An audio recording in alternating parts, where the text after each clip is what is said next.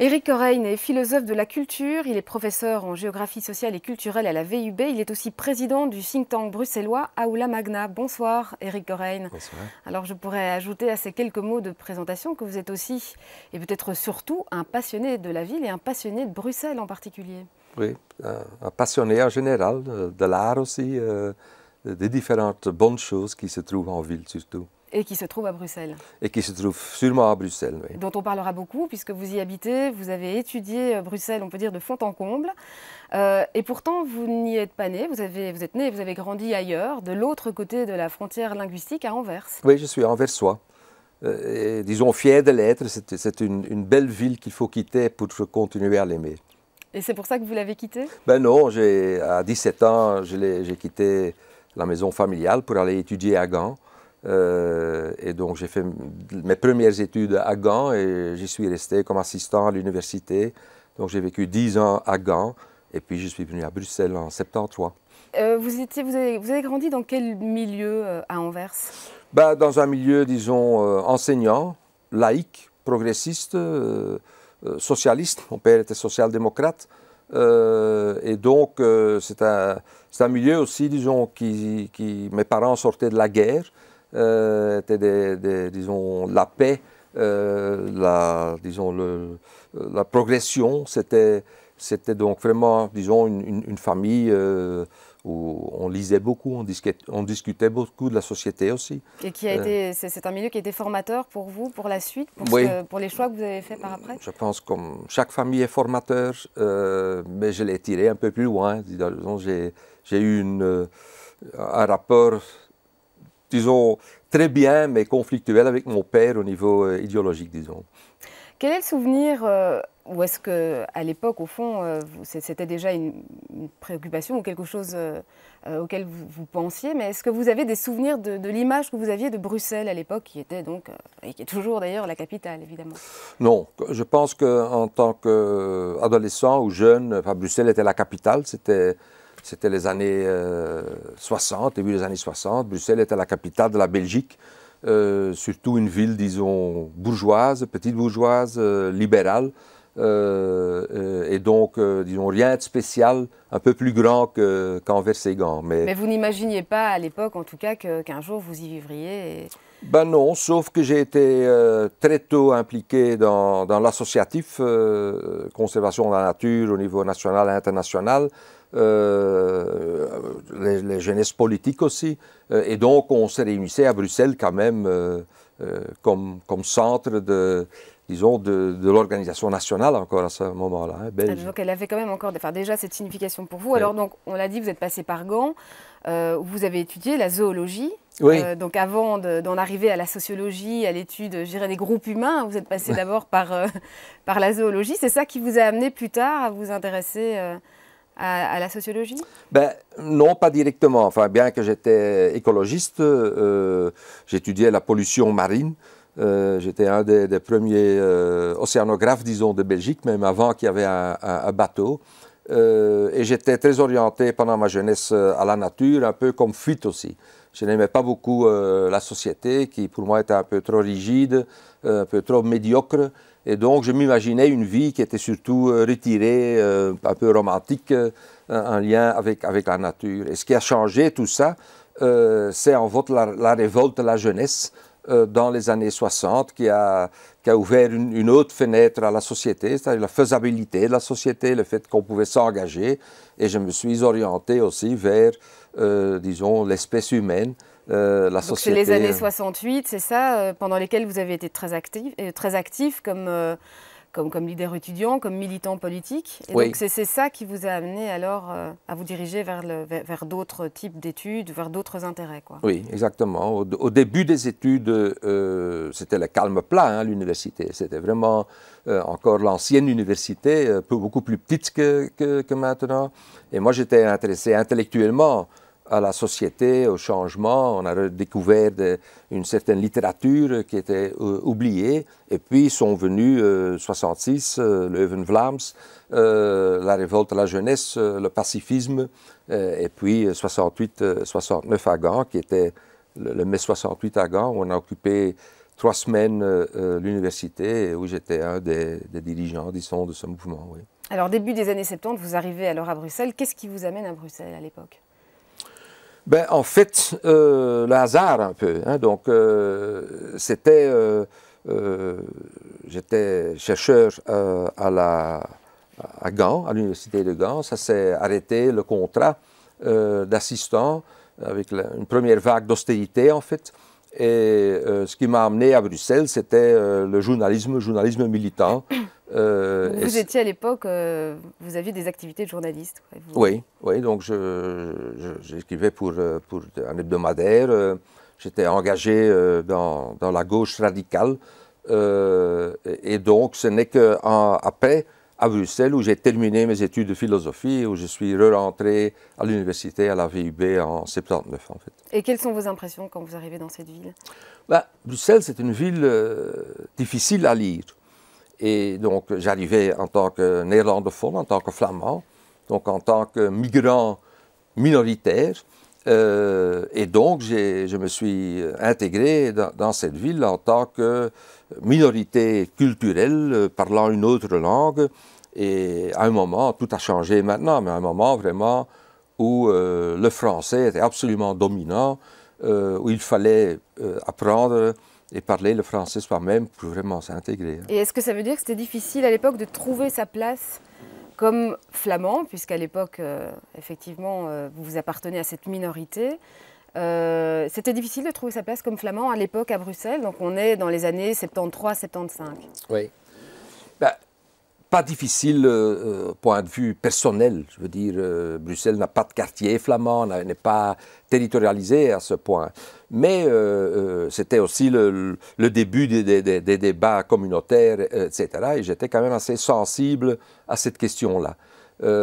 C'est-à-dire que, comment dire, l'universalisme, l'intégration du citoyen avec le français, avec les principes de la République française, etc., ne collait pas à la réalité, une réalité que nous, en étant néerlandophones, on sentait fortement.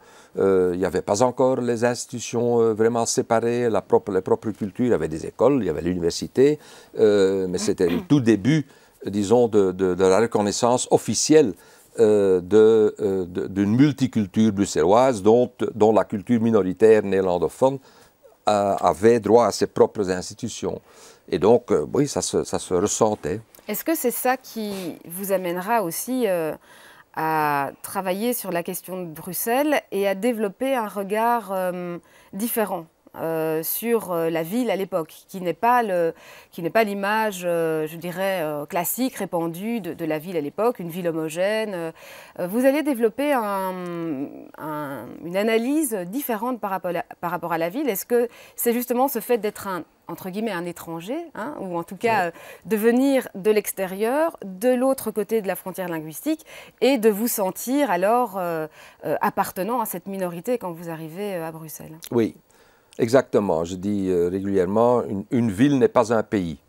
Et donc, on ne peut pas construire une ville comme un pays ou comme appartenant à un pays seulement. Ça veut dire quoi? Ça veut dire qu'un pays, on le conçoit comme une communauté linguistique, mais aussi culturelle. Et c'est cela la base de la société. Bruxelles est une ville multicommunautaire, comme chaque ville en fait. Hein, c'est l'étranger, c'est la différence. Il faut apprendre à vivre ensemble sur base de la différence. Et donc quand on construit une ville, enfin j'ai toujours dit aussi, l'urbanité de Bruxelles a été cachée, a été colonisée un peu par l'État. Hein, donc la région, 2 communautés. Et ça j'ai fortement ressenti. La difficulté de devenir, disons, un citoyen bruxellois, de langue néerlandophone, comme d'autres langues d'ailleurs, mais qui était secondaire, en fait, la langue qu'on parlait, pour devenir membre de ce tissu de société. Et c'est à partir de là, c'est vrai, ça m'a fortement inspiré aussi dans mes recherches et tout, les recherches où j'ai découvert que la plus grande caractéristique de cette ville, c'est la mixité.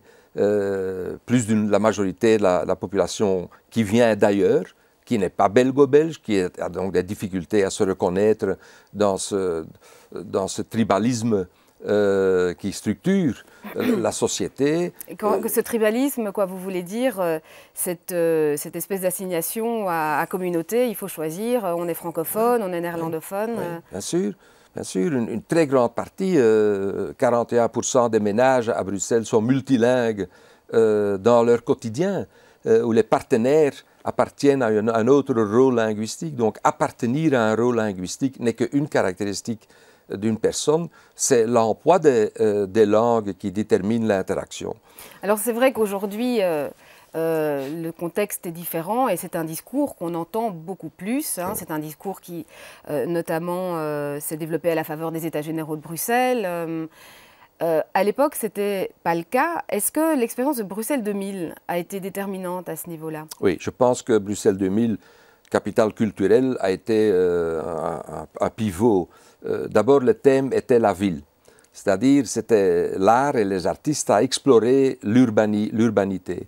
Et donc, on a fortement favorisé pendant cette période. Il y a eu deux types de projets. Hein. Les projets des autorités politiques qui voulaient avoir leur propre sigle, disons, grand événement. Et puis, il y a le mouvement de base. Et c'est ça où s'est constituée toute cette société civile mixte en réalité dans le milieu socioculturel, artistique.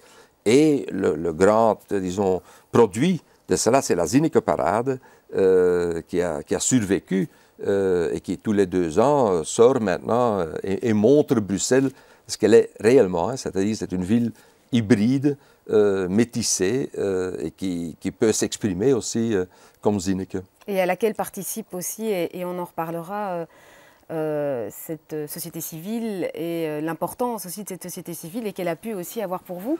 Mais donc avant ça, quel est comment est-ce que ce discours que vous portez déjà dans les années 70 et dans les années 80, comment ce discours est reçu aussi bien ici à Bruxelles qu'en Flandre, là d'où vous venez? Ben, il est reçu de façon, disons, mitigée, hein, c'est-à-dire il y a beaucoup de résistance.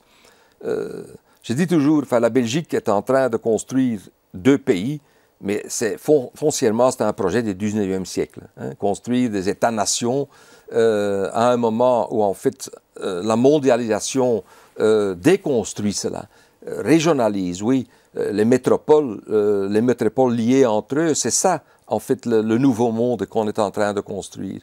Et donc, ce discours, moi j'essaye avec ma recherche, mais aussi avec le discours que je tiens, c'est-à-dire d'exprimer ce sens-là, l'urbanité qui n'est pas la nationalité, qui est la multiculturalité ou même plus encore l'interculturalité. Et qu'est-ce que vous voulez dire quand vous dites l'urbanité qui n'est pas la nationalité? C'est-à-dire, dans la nation, on vit ensemble sur base de ce qu'on a en commun. Sur la communauté et la mise en commun d'une culture, d'une langue, surtout d'une histoire commune, des racines. On se raconte comme si on avait une histoire partagée. À Bruxelles, si on veut raconter une histoire partagée quand plus de la moitié de la population vient d'ailleurs, c'est un projet raté. Nous, on a un destin commun. C'est la destinée qu'on doit, c'est le projet, c'est le futur qu'on doit raconter et cela se construit différemment que l'histoire.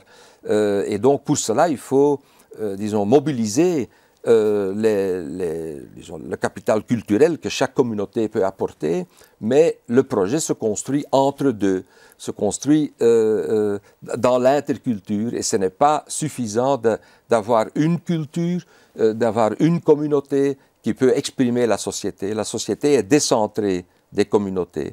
Et c'est cela qu'il faut penser à Bruxelles. Et il faut dire que, et ça, c'est une évolution que vous avez certainement vécue vous-même au cours de ces dernières années, parce que les choses ont quand même pas mal changé ces dernières années. Parce que quand vous êtes arrivé à Bruxelles, la culture dominante, évidemment, est la culture francophone. Aujourd'hui, on a assisté à l'émergence réellement d'une culture flamande qui évidemment préexistait, mais qui aujourd'hui s'est fort développée, notamment dans le grand public. Et ça, c'est une évolution à laquelle vous avez directement assisté. C'est des choses qui se sont passées ces dernières années. Et activement participé. En fait, pour bien comprendre cela, je pense qu'il y a une dissociation de la culture et de la langue. Donc le français reste, et restera d'ailleurs, la langue dominante de Bruxelles. On se parle en français, les Bruxellois. Mais le français n'est pas une culture. Dans le français, il y a différentes expressions culturelles. Donc le français n'a pas nécessairement, disons, la référence Racine, Molière. C'est pas une culture, c'est plusieurs cultures. C'est plusieurs une... cultures. Et même le néerlandais n'est pas nécessairement la culture flamande. Ça a des références flamandes, mais ça devient une langue qui essaye d'exprimer Bruxelles. Donc ce que fait le KVS, qui est le théâtre flamand, ce n'est pas le répertoire flamand qui est joué là, c'est le rapport à la ville et à la diversité urbaine qu'on essaye d'exprimer, bien qu'en néerlandais et sous-titré. Donc les langues deviennent, disons, des moyens de communication, mais ce qui se dit dans la communication n'est pas automatiquement donné par la langue et par l'histoire de la langue.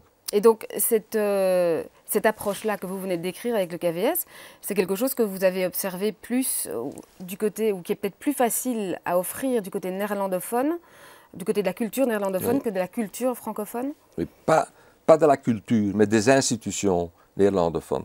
Parce que les Flamands sont une petite minorité de Bruxelles. Mais ils ont, pour des raisons institutionnelles, des moyens et des institutions qui sont beaucoup plus grands que de servir leur propre communauté. Et donc, l'institutionnel néerlandophone à Bruxelles est devenu le point de départ de la multiculturalité bruxelloise, a offert, disons, des théâtres, des moyens aux Arabes de s'exprimer, aux Maghrébins, à différentes autres formes qui existaient à Bruxelles et qui ne sont pas institutionnalisées. Et donc, on peut dire aussi avec un intérêt particulier, c'est-à-dire le projet flamand, qui ne va jamais devenir hégémonique à Bruxelles, a intérêt, d'une certaine façon, à montrer le mosaïque à Bruxelles et donc à favoriser cela. Et donc je ne pense pas que ça tient à la culture flamande, ça tient à la position minoritaire avec une force institutionnelle qui a les moyens d'offrir, enfin, vous connaissez la norme, la communauté flamande finance Bruxelles avec la norme bruxelloise qui est 300 000 personnes, il n'y a pas 300 000 flamands à Bruxelles, et donc l'institutionnel est plus grand, et donc les écoles néerlandophones, par exemple, ont une majorité de non-flamands, de non-néerlandophones, et donc sont de fait, des institutions qui deviennent multilingues en réalité où tout le monde est étranger au système en réalité. Est-ce que vous considérez qu'il existe une identité bruxelloise ou des identités bruxelloises? Oui, absolument. Bien qu'une identité faible, et je m'en réjouis. Je pense que pour s'adapter à un monde qui change beaucoup, il faut avoir une mentalité assez flexible. Et donc, la spécificité bruxelloise n'est pas enracinée dans une forte tradition historique immuable. C'est des arrivants. En fait, tout le monde de Bruxelles vient d'ailleurs d'une certaine façon. Hein. C'est beaucoup plus, c'est comparable à Manhattan, New York, beaucoup plus qu'à Anvers ou à Charleroi, où le fonds de commerce, le fonds sociétal reste quand même assez stable et les nouveaux arrivants ne déterminent pas l'atmosphère. À Bruxelles, c'est les arrivants, première, deuxième génération, qui font Bruxelles. Donc une identité en mouvement et une identité dynamique. Quoi, oui, bien sûr. Enfin, les nouveaux dirigeants qui se présentent aux élections qui viennent d'ailleurs et viennent dans leur vie d'ailleurs. Il y a 2 Liégeois qui dirigent le plus grand parti maintenant. Donc en fait, Bruxelles est une terre d'arrivage et c'est à partir de là que l'identité bruxelloise se construit. Alors, on a parlé de l'épisode Bruxelles 2000, on a parlé de l'émergence de cette société civile et qui a donné lieu alors aussi à toute cette étude, cette analyse sur Bruxelles, menée notamment à votre initiative ainsi qu'à d'autres académiques et qui ont débouché par exemple sur les États généraux de Bruxelles, qui là aussi ont apporté quoi au final? Qu'est-ce que vous gardez de cette expérience qui d'ailleurs n'est pas finie, qui est une expérience en cours, en mouvement? Oui, que le CRISP nomme le nouveau mouvement bruxellois, en fait. Bien, il y a différents éléments dans ce mouvement. C'est-à-dire, d'abord, il y a eu une plateforme de la société civile. Et donc, des réseaux de l'art, des réseaux des comités de quartier, des mouvements sociaux, les syndicats, du patronat bruxellois se sont réunis et ont fait une plateforme et ont associé les universités. C'est unique en Europe, au moins, d'avoir un tel mouvement. On a produit 16 documents de base qui ont été débattus qui ont été d'abord déchargés 26 000 fois, qui ont été débattus en beaucoup de séances avec des centaines de personnes. Et donc, il y a eu une prise de conscience à partir d'une analyse de la situation objective du destin à construire ensemble. Et en fait, je pense que cette couche de l'associatif a dépassé les clivages institutionnels, l'apartheid parfois qui existe, et a créé une expression sur Bruxelles et de Bruxelles qui est nouvelle. Et donc depuis une dizaine d'années, disons, cela compte. Ça ne forme pas encore l'expression politique de Bruxelles, qui reste dominée par la lutte communautaire belgo-belge, mais ça exprime quand même différemment ce que Bruxelles est réellement. Hein. C'est ça, et donc qui notamment a débouché sur ce manifeste de « Nous existons oui. en tant que Bruxellois oui. hein.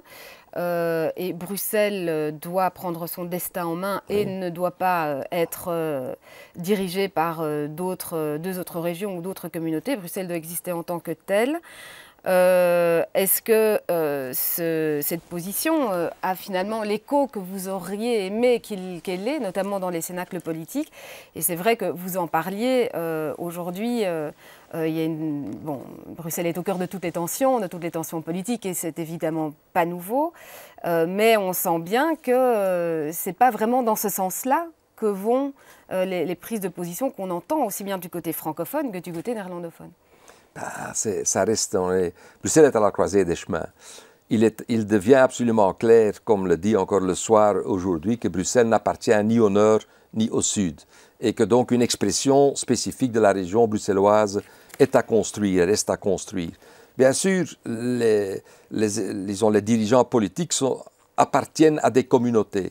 Mais en même temps, pour diriger Bruxelles, ils ne peuvent pas se laisser coloniser par les deux autres régions. Et ils doivent donc compter sur une collaboration et une pacification de la lutte communautaire à Bruxelles pour exprimer autre chose. Et moi, je pense vraiment que ça va dans le sens de l'histoire aussi, c'est-à-dire on bascule dans un monde de grandes villes. Bruxelles a vraiment tous les atouts en main pour jouer son rôle. Personnellement, je crois que la mission de cette ville, c'est de vraiment devenir capitale de l'Europe. Une capitale qui n'est pas seulement, disons, le lieu où les institutions se trouvent, mais qui construit aussi l'imaginaire européen, qui n'existe pas, qui fait défaut. Et tant qu'il fait défaut, il va bloquer l'unification européenne. Donc je pense là que vraiment, il y a une possibilité de prendre une place spécifique dans l'Europe au niveau de l'intellectuel, faire une grande université de la capitale de l'Europe, multilingue, faire un enseignement interculturel plutôt que monoculturel, faire une plateforme artistique pour s'exprimer, afin de devenir Manhattan à l'Europe. C'est une possibilité, et là je pense que le débat est ouvert. Je pense que le communautarisme fort ne va pas donner une destinée, une image à Bruxelles, et que donc de plus en plus il y a cette expression urbaine qui monte. Et on va voir ce qu'elle donnera. Oui, mais donc le débat en 2014 portera là-dessus aussi. Oui, alors qu'est-ce que ça vous évoque justement en 2014 ? Je pense que tant qu'au niveau de la Belgique, on discute de plus en plus, disons, de la séparation, je ne pense pas que la Belgique va se séparer. C'est impossible par la position de Bruxelles, justement. C'est objectivement un lien, pas un lien imaginaire, c'est un tiers de l'économie belge. C'est vraiment au centre du réseau. Et donc je pour pense vous, Bruxelles, c'est ce que d'ailleurs vous plaisez à répéter, mais pour vous, Bruxelles n'est pas le problème, mais la solution. Oui, Bruxelles est la solution, mais à condition que Bruxelles n'est pas à la traîne de ce qui se dit dans les deux autres communautés, mais s'exprime soi-même. Et là, je dis aussi, je l'ai dit ici avec à Télé Bruxelles par exemple, pour le faire, il faut des voix bruxellois qui peuvent s'exprimer. Et par exemple, une télévision urbaine, multilingue, sous-titrée, pour que les Bruxellois ne soient pas, disons, façonnés dans le communautarisme belgo-belge, mais qu'une voix bruxelloise. Donc la question de la langue, pour vous, est véritablement une clé. Hein, Oui, mais la langue devient... Donc on est multilingue. Je pense que l'idéal bruxellois, c'est d'être un individu trilingue, français, néerlandais, anglais, et puis une autre langue qui est peut-être communautaire ou culturelle d'origine, et qu'on discute ensemble, qu'on fasse un police, une citoyenneté en commun, et qu'on discute de cette ville qui est placée dans le monde. Hein. Donc, elle est quand même... oui, petite ville mondiale. Petite ville mondiale, c'est ce que j'ai dit. Donc, elle est vraiment dans cet espace des flux. On est dans les 10, 15, dans tous les petits listings des grandes villes et de l'urbanité mondiale, et on s'en sert pas assez. Mais à une échelle relativement réduite, finalement. Humaine. Donc, on peut aussi imaginer plus facilement qu'ailleurs, qu'à Londres ou à Paris, le développement durable, changer, disons, l'aménagement du territoire dans plus de durable, moins de bagnoles, plus de convivialité. Donc, il y a vraiment beaucoup d'opportunités et de capacités dans cette petite ville ici. Alors, juste avant de terminer, Éric Coreyn, vous vous sentez quoi? Bruxellois, flamand? Vous vous sentez finalement un homme d'identité multiple? Mais je me sens cosmopolite. En premier lieu, citoyen du monde. Et c'est beaucoup plus facile d'être citoyen du monde à Bruxelles, et donc d'être bruxellois, qu'en Belgique ou en Flandre ou en Wallonie. Et donc je préfère être bruxellois parce que je veux vraiment être un citoyen du monde. Très bien, je vous remercie. Merci à vous.